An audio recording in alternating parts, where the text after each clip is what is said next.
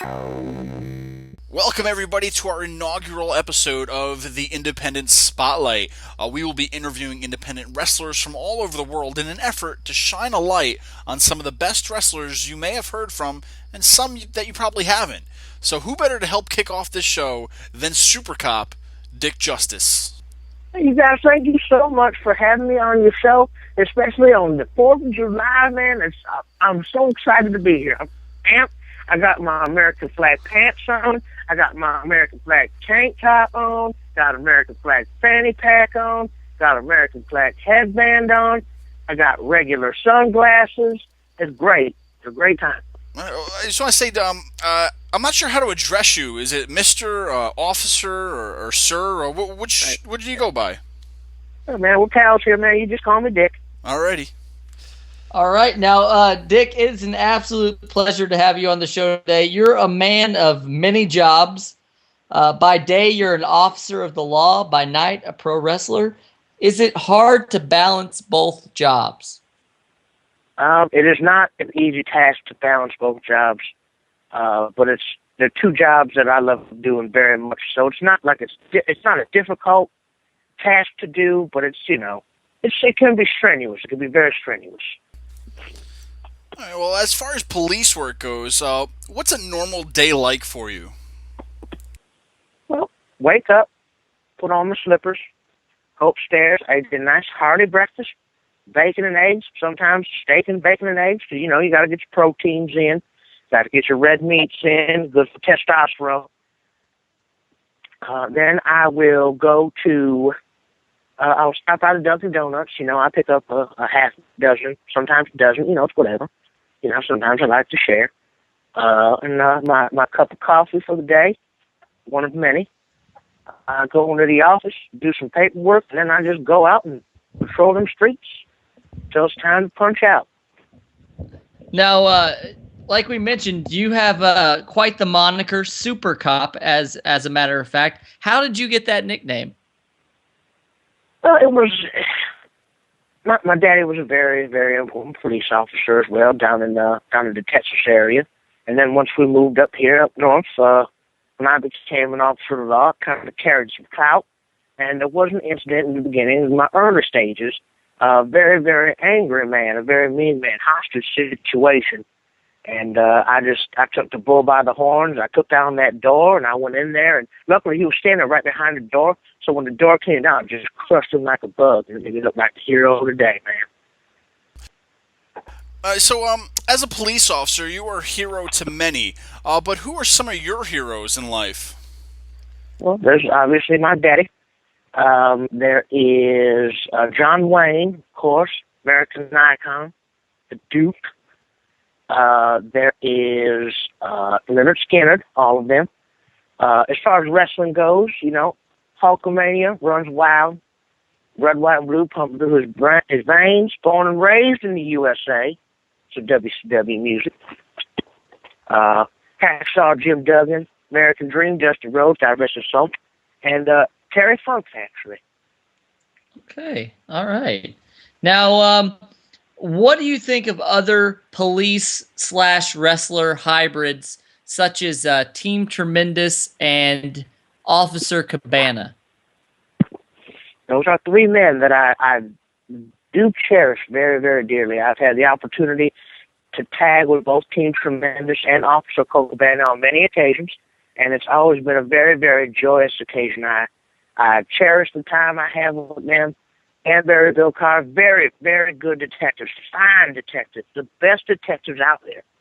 And Officer Cabana, he brings down justice on the juggalos, which I do appreciate juggalo culture. I'm gonna be honest with you, but he's got his jurisdictions. I got mine, and he's a very respectable officer, and I respect him very much.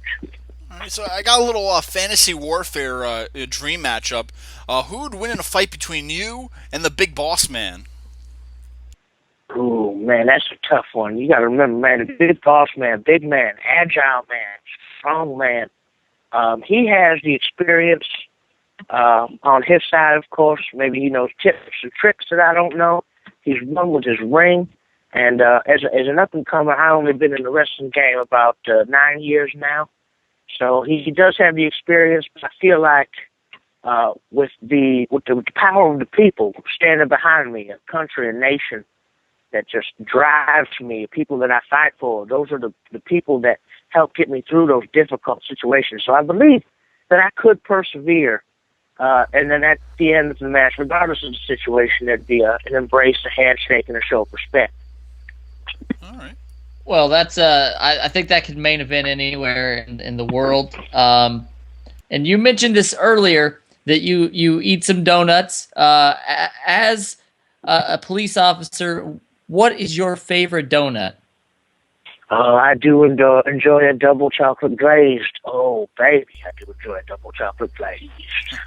So, Dick, as an officer, how many arrests do you have under your belt? Somewhere along the lines of 675, actually. All right.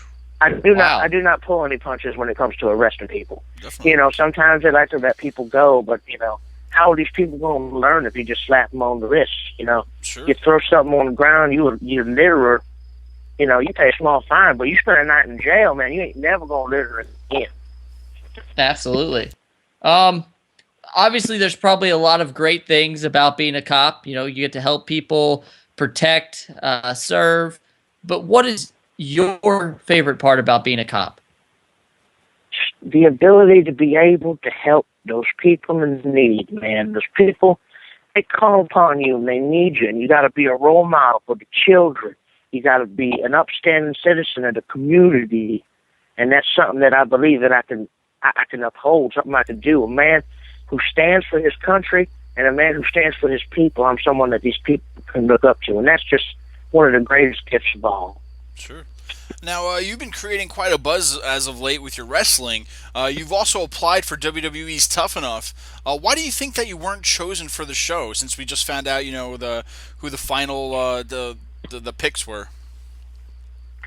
Well, I mean, they did set a certain set of guidelines for the competition, and maybe I bet the rules, those guidelines a little bit. You know, fair is fair. You know, they asked for it to be 1 minute long, and mine was 2.5. They asked for no copyrighted music, but to be fair, I bought that song and the rest of the Tesla discography fair and square from iTunes, using the gift card I got from Christmas. And, you know, I added that because it was a nice little buzz. And, you know, I maybe the video wouldn't have been so long if in the middle of the video I got a call like, hey, man, you got to come down here. You'll never believe this. It's the Cobra Commander. He's here, and he's getting ready. He's got these big plans. So I said, you know, what's going to prove to the people that I'm tough is that I could take down the Cobra Commander, one of the baddest villains of all time. And justice was served that night as I took down the Cobra Commander. Well, we want to thank you for that, obviously, and but we need to back up a little bit. For fans listening today that may not know you so well, how did you get into the wrestling business? Well, there's a local school over in Rochester, New York, in Kayfabe Dojo. I was trained by former WWE ECW star Colin Delaney. I was going to the local shows for about a year, watching as a fan, and I was, man, this is really cool. And there was a little pamphlet and said, you know, be a wrestler today. And I grabbed one and I looked at it and I went, you know, man, I'm going to give this a shot. And, you know, I went in for my first day of wrestling school to the age of 16 years old, and the rest was history. All right, now, who are some of your in-ring influences that helped make you the wrestler that you are today? Well, there's obviously Tom Delaney and Jimmy Olsen. Those are two men that shaped me from the beginning. There is a gentleman by the name up here named Gabe Saint. He helped me with my striking game. He was a boxer, and he helped me with my strike game, my punches, my dodge, my duck and weaves. Gentlemen like, you know, I attended other seminars. I've done the Brutal Bob Evans seminar, did the Chris Hero seminars, and all those men with years of knowledge and everything that they've done just to bestow it upon it. And I absorb it like a sponge. And, you know, it was great to be able to learn from people like that. And, you know, every time I get an opportunity to talk with some of the guys that have come before me and just learn from them, it's a great opportunity. And I encourage anybody who's ever in the locker room with somebody who's been around, just sit them down and just be like, hey, man, you know, tell me some stuff about wrestling. Tell me your experiences. Sure. Now, what is the biggest difference between wrestling and being a super cop? Well, I don't have to draw my gun anywhere near as much. Now I have the handgun, obviously, but, you know, that's more of a warning. You know, you fire a warning shot, everything's okay. It fires blanks, which is good. I ain't talking about the pistol that I bring to the ring, the finger gun, fires blanks. Other than, you know, not feeling that sense of life and death situation, being a professional wrestler is very, very physical, very, very physical job, and it's the admiration of the people I appreciate very much. You know, when they get behind me and rally, it just fuels my fire, man. It helps me dig deep and find that inner being that lives down in me that I can just pull out and hopefully overcome the odds. Sure. Now, has there been a time when your police background helped you in the ring? The training that I did at the academy, many of the takedowns and the different blocks and the striking, that's very, very focal in my offense. I actually learned, I did a camp down over by the Mexican border, which is where I learned all my lucha libre. The police are actually very, very versatile in their lucha libre, just in case, you know, they got the people coming over the border.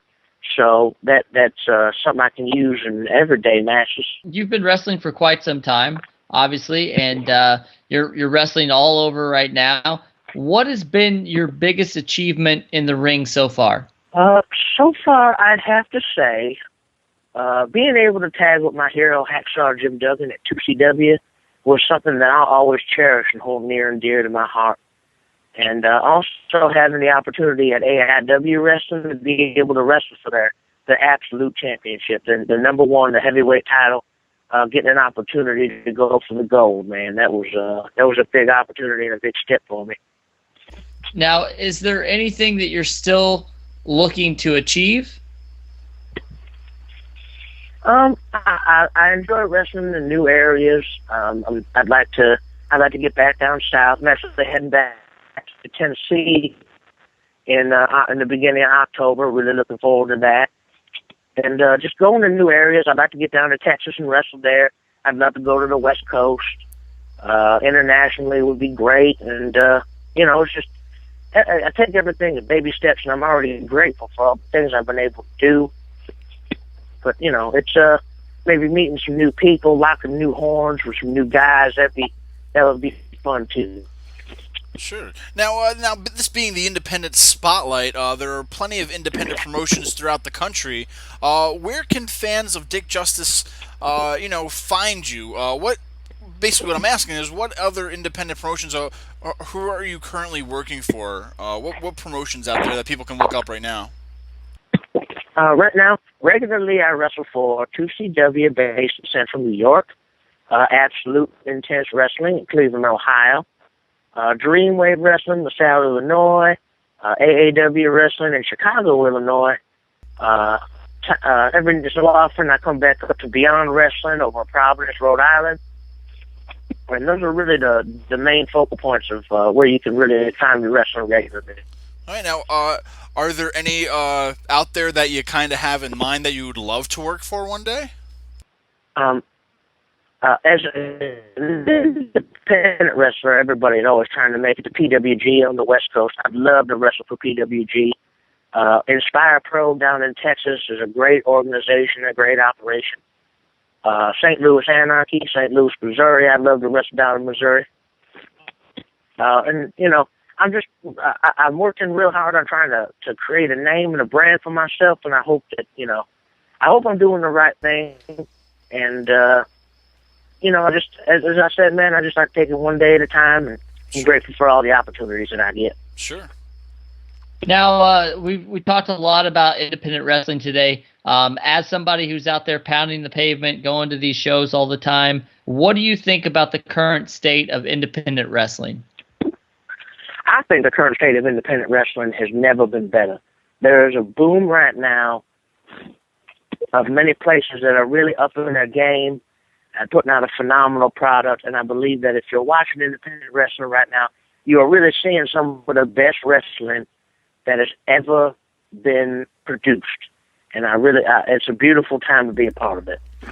All right. Now, for people listening to the Independent Spotlight today, what would you like them to know about Dick Justice that we haven't maybe touched on today? I do enjoy a good karaoke bar. So after the show, of a good karaoke bar in the area, I'm going to be there flexing the golden pipes. I like to eat at local dining establishments. I do love the diner foods.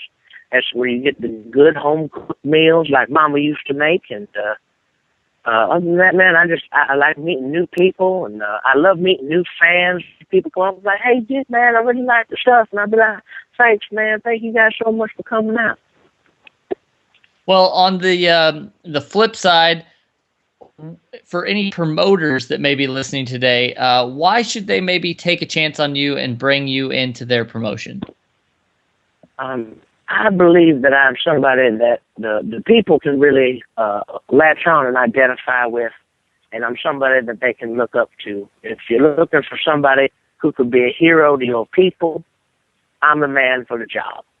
I got the badge, and I got the power and the soul that represents this beautiful country, and I think that I'm good at the entertainment aspect as well, and I like to have a good time. And as long as your fans like to have a good time, and we can all have a good time, then and now I'm a perfect fit.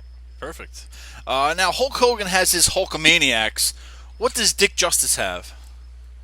Man, I like to think that I guess if you got Dick Justice on the brain, I guess it'd be called like Dickheads, maybe something like that. My Dickheads, like, hey, everybody, come support Dick Justice, be one of my Dickheads. I don't know. That might be kind of offensive. Maybe some of my freedom fighters.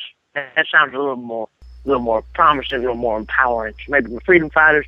But if you want to be a dickhead, you can be a dickhead too. That's good too. Awesome. All right. Now, obviously, it's the 4th of July. It's coming up very shortly. As a very patriotic man such as yourself, what are your plans for the 4th of July? Well, it's one of the few days of the year that I do request to have off because it's a day that I hold very dearly. I was born on the 4th of July, much like the Tom Cruise movie, without the post-traumatic stress disorder. And it's a day it's our nation's birthday, and it's a day that I like to celebrate. I like to kick back. I like to enjoy the finer things. I'll crack open a beer up on the porch, and I just sit back and I enjoy it. And I like to go and watch the fireworks because it's a beautiful thing, man, that we just celebrate our nation, our beautiful country. All right, now in the world today, it's been run by social media. So how can fans keep up with all the goings and comings of Dick? If you would like to find me on the social media, I am Dick Justice on Facebook. I'm at Supercop Justice on the Twitter. You can probably find me on the Tinder if you're looking to go on a date. I am single, ready to mingle. Go ahead and swipe right on that one. We go on a nice date to the Sizzler. Maybe if you're looking for a little bit of a more casual encounter, we can go split the half-price appetizers at the Applebee's. If you're looking to get a hold of me on an email, it's supercopjustice@gmail.com. And if you're looking for some nice Dick Justice garb, I got the Pro Wrestling Tees store, prowrestlingtees.com/Dick Justice. All right. Well, we want to thank you so much for joining us today. We look forward to seeing you perform in the future. And I don't know about you, Steve, but after today's interview, I'm just going to say it. I love Dick. Thank you. I'm on the Dick train too, Jonathan. I'm definitely a big fan, and we cannot wait to see you in a town near us. Well, thank you guys very much. It was a pleasure being on the show, celebrating 4th of July, and talking to you fine gentlemen doing what you guys do best.